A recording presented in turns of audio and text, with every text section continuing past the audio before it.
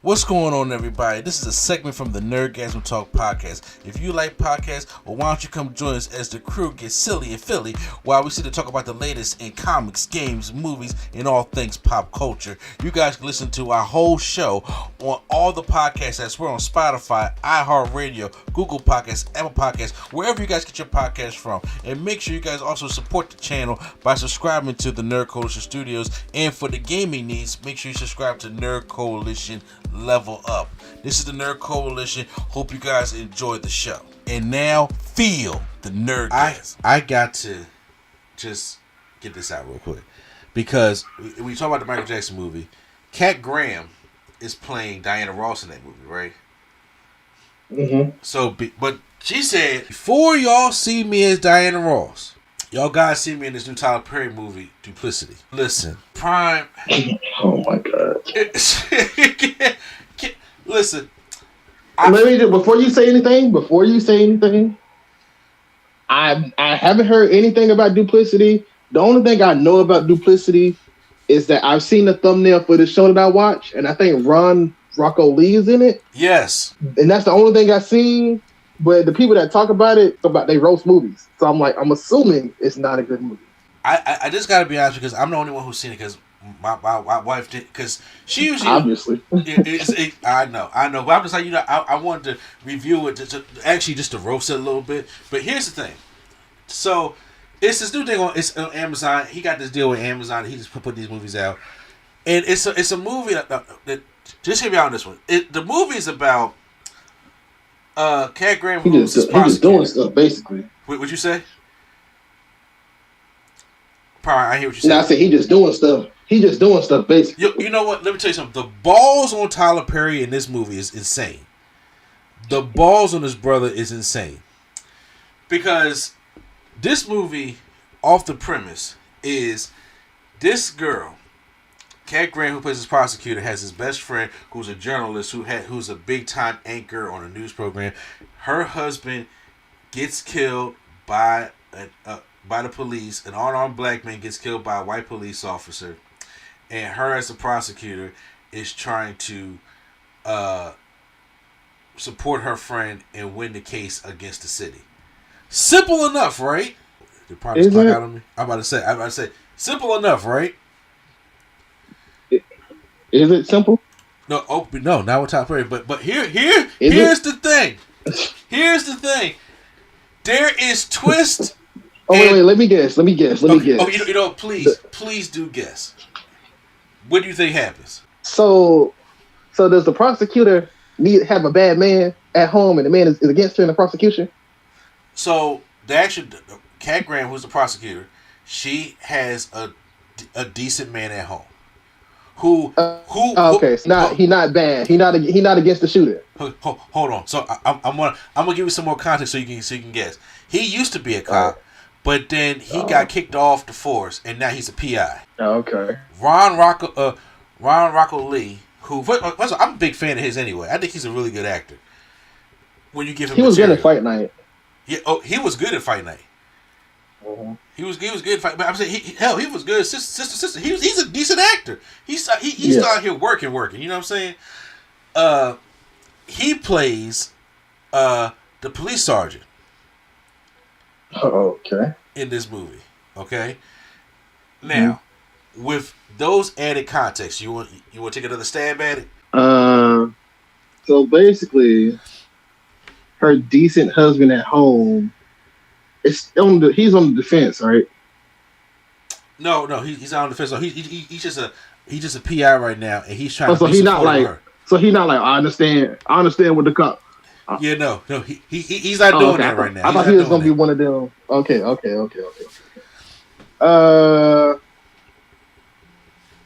Does she divorce her husband and get with Ron Marco Lee? No, she doesn't actually. Oh wow, that's a twist for a Tyler Perry movie right there. Usually, all right. Okay. So here's my thing. First of all, the movie, I ain't never seen a movie and a sequel in the same movie. I have never seen that happen before. Tyler Perry makes It's a sequel? Tyler Perry makes Duplicity and Duplicity 2 in the same movie. Never saw that happen before. How does he do that? You see how you, and then on top of that, right? He had Cat Graham and Rocco Lee and the basic core, because her friend is that's a journalist that plays the character of Fela. She was in Batwoman. She played she played the detective in Batwoman. If anybody saw Batwoman from the CW, it was actually kind of good. So the core cast is fine in acting. Everybody else can't do it. And I was like, can you please? You're one of the richest black men in this country. You can't hire some struggling actor to be a better actor and give us those emotional beats or those tone beats. But no, he doesn't do that. I mean, the set looks better. It don't look like he just, recording, in the House of Pain house, anything like that. So I can give him credit for that. But the movie, at an hour 9 minutes, the movie ends, and then the sequel begins. Because whatever happens in that last 40 minutes of the movie almost don't tie into nothing that happened in the first hour of the movie. Oh no! And I'm sitting there thinking like, how? And then on top of that, he uses a situation that is really happening in America today, a hot button topic, a sensitive topic to a lot of people of social issues and political issues about a killing of an unarmed black man by a white police officer as a stepping stone, a plot point to get to soap opera drama. Do you hear me?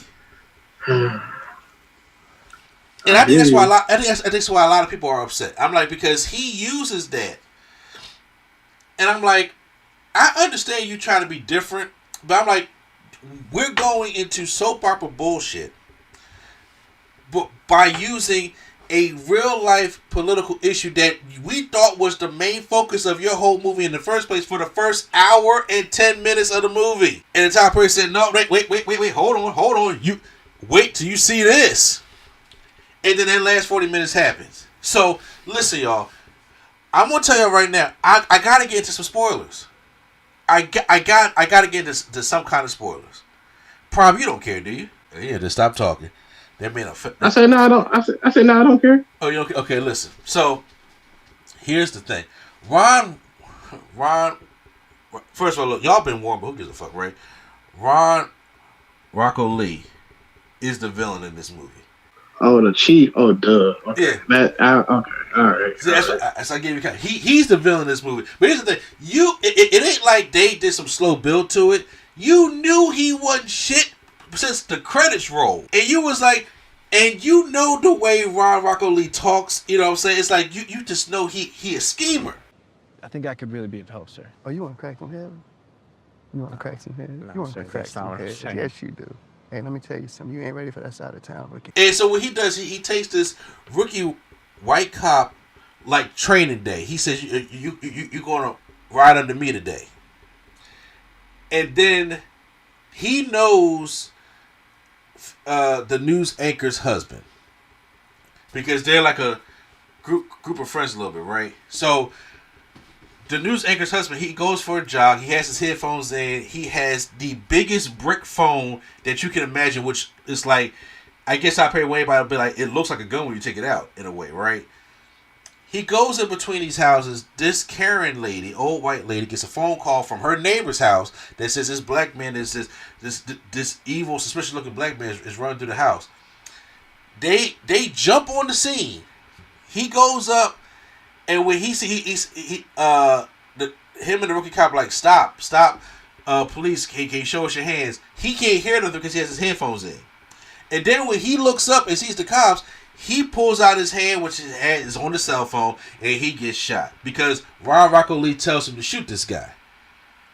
So then as he's sitting there dying, the white cop feels bad. Throughout the movie, the white cop is actually trying to go to her house to explain how sorry he is because he's trying to tell her something. But they ain't hearing that, you racist ass cop. Get the fuck away from me, right? So, her, Kat Graham, who will play Diana Ross, she's one of the best prosecutors in the city. She got her husband a $300,000 settlement from the city from getting kicked off the force. She knows that she's going to be able to get her friend a lot more money. You know how much money that she ended up winning for her friend? How much she got? $15 million. Oh. $15 million for this and to get the cop prosecuted and thrown in jail, right? So that's where the movie ends at. That's where anybody who sees this movie at the hour 9-minute mark, that's where the movie ends at, right? Then it says 4 months later. Like, it's been like 5 years later. 4 months later, she's at the gym. Kat Graham's at the gym. She gets kidnapped. Who she get kidnapped by? The white cop.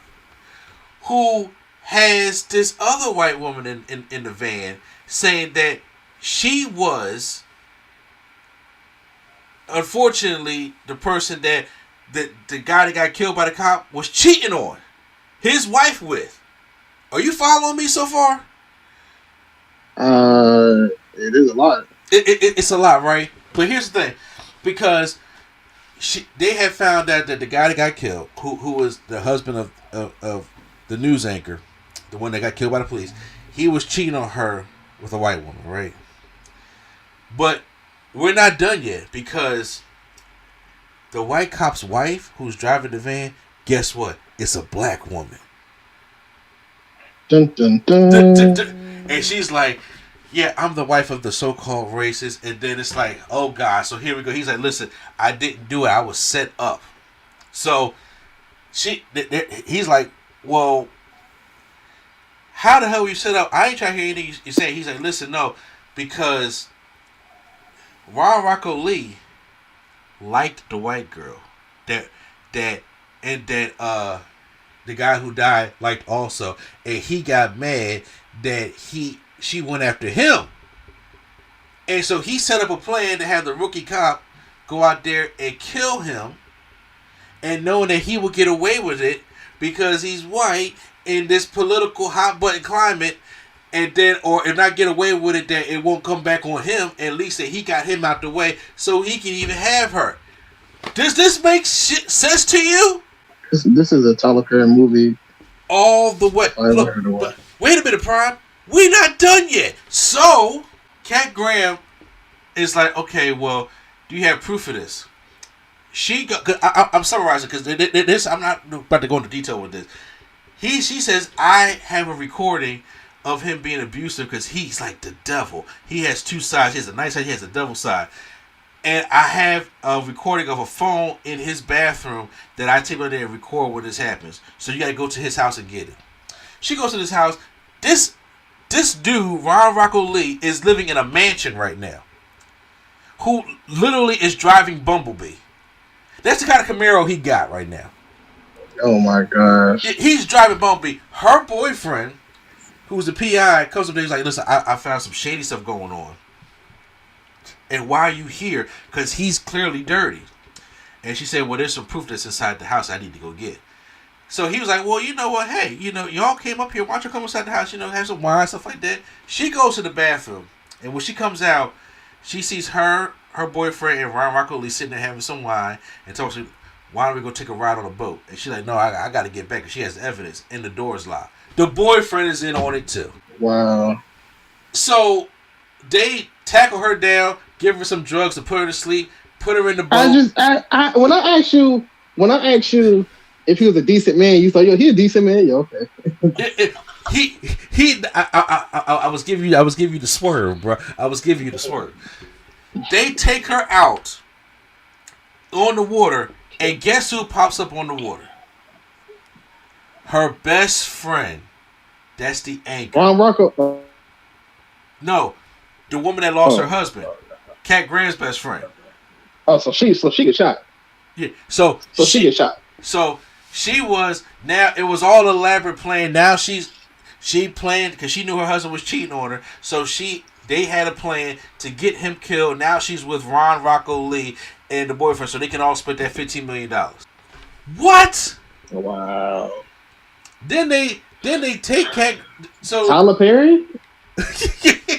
they take Cat Graham. They chain her up and Tyler throw her. Perry just be doing stuff. He be just doing shit. Throw her in the shallow part of the lake because it's like a lake. It's not deep at all with an anchor. This river patrol guy comes by. They kill him because he's in their business. He's like, nobody should be out here at night. They try to capsize the boat. The boat don't sink. You know why? Because they deep enough. Cat Graham's underwater, dragging this anchor.